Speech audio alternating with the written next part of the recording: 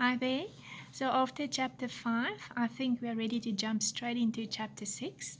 So I'm going to read chapter 6 from Proverbs, a Passion Translation. So just feel free to listen with me. It starts with words of wisdom. My son, if you co-sign a loan for an acquaintance and guarantee his debt, you will be sorry that you ever did it.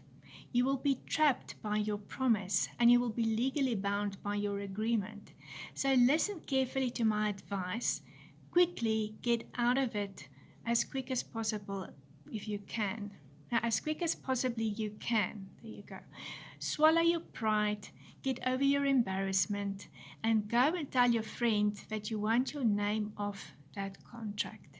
So basically it says swallow your pride. Sometimes it's difficult to say no. It's if somebody asks us for to sign something for them that we don't really want to sign, or do something for them that we don't really want to do. It basically says just get out of it as quick as you can.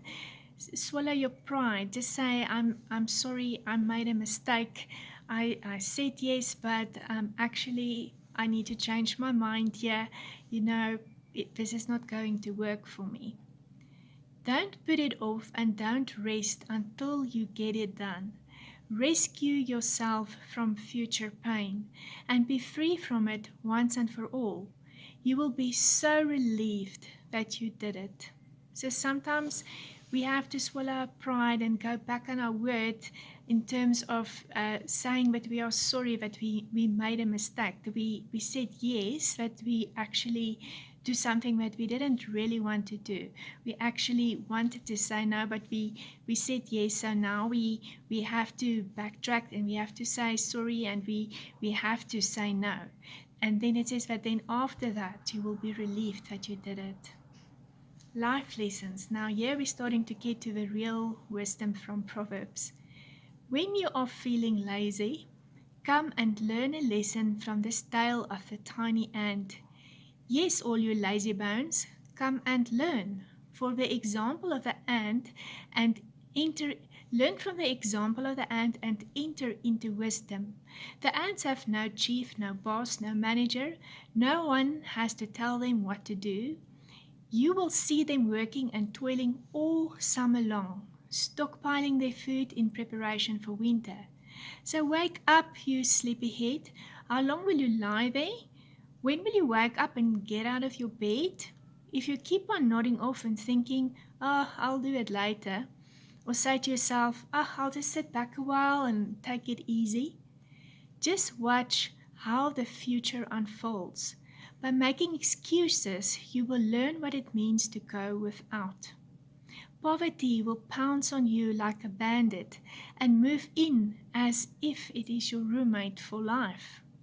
Here's another lesson to learn from observing the wayward and the wicked man. You can tell that they are lawless. They are constant liars. They are proud deceivers, full of clever ploys and convincing plots. Their twisted thoughts are perverse. They're always up with a scheme to stir up some trouble, and they are sowing strife with every step they take. So if you see a pattern of strife as well, wherever a specific person is going, be careful of that. The Bible speaks of many places to be careful and be alert of where strife is being stirred up, because that is a red light.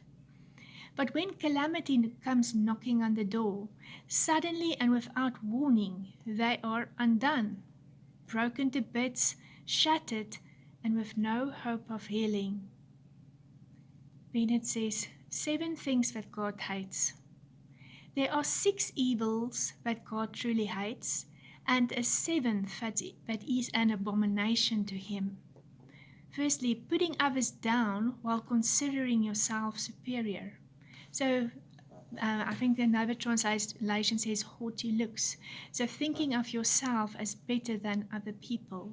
God hates that. Spreading lies and rumors.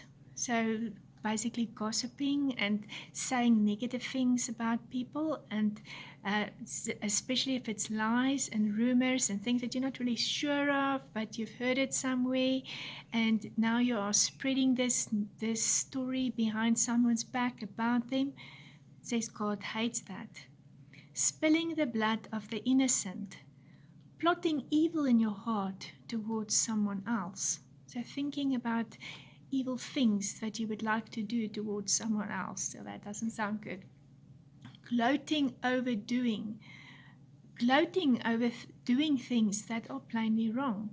So when something is wrong and you're almost in a boastful way gloating about it, as if it is just nothing and you don't care that you are doing something wrong. Spouting lies in false testimony. That's again speaking negative things, lieful things about another person. And stirring up strife between friends. These are entirely despicable to God. My son, obey your father's godly instruction and follow your mother's life-giving teaching. Fill your heart with their advice and let your life be shaped what they have taught you. And in some of the previous chapters, we've already mentioned that he's speaking here about your father and your mother, but it might also be spiritual fathers and spiritual mothers and people in authority that's been placed in your life, that's been speaking into your life. So listen to these people because God has placed them there to say things that will direct you and place your feet on the right path, even if you don't always like what they are saying at that moment. If you think about it later and ponder on it later, and he says don't forget those words, because those are especially if it's people that you know love you and know whose hearts are for you, you know that these words will keep your feet on the right path. Their wisdom will guide you wherever you go, and it will keep you from bringing harm to yourself. Their instruction will whisper to you at every sunrise. That's true. You will actually hear the words of your father, the words of your mother in your mind and in your heart. And it will direct you through a brand new day. For truth is a bright beam of light. Meaning, I would say, a bright beam of light that shows you the way. You can see in the dark. Suddenly you can see what the situation is about. You can see which way to go. So being in the truth is like being in a bright beam of life, shining into every area of your life. Anything that might be hidden, anything that might be where there's confusion, where there's not really knowing what's going on there. Ask for God's light to enter, and light and life to enter into that situation, so that you can get clear direction and knowing what's going on here and what you need to do. It says, instructing and correcting you to discover the ways of godly living. Okay, now in verse 24, it says, the truth or consequences. Truth will protect you from immorality and from the promiscuity of another man's wife. So it's interesting here that it's not just another woman he's speaking about here. This is a married woman he is speaking about here. Another man's wife can also be promiscuous.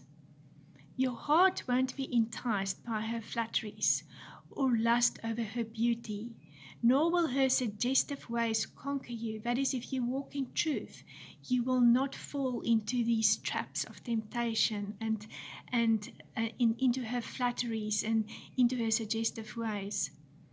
It says prostitutes will reduce a man to poverty, and the adulteress will steal your soul. So watch out for that. Adultery can steal your soul. Yes, she may even cost you your life. For how can a man light his pants on fire and not be burnt? Can he walk over hot coals of fire and not blister his feet? What makes you think that you can sleep with another man's wife and not get caught?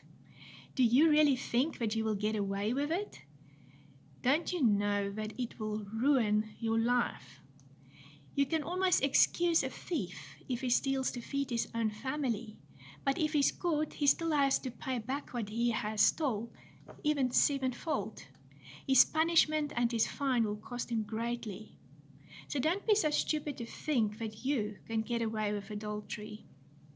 It will destroy your life, and you will pay the price for the rest of your days. We saw that as well in Proverbs 5, where he says that yes, the consequences of adultery is something, it's a blotch on your name that you will carry for the rest of your life.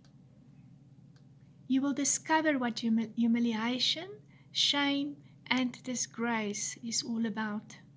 For no one will ever let you forget what you have done. A husband's jealousy makes a man furious. He won't spare you when he comes to take his revenge. Try all you want to talk your way out of it. Offer him a bribe and see if you can manipulate him with your money. Nothing will turn him aside when he comes to you with vengeance in his eyes. So basically, Proverbs 6 is a follow-up of the warnings spoken in Proverbs 5. Okay, there you go. Blessings.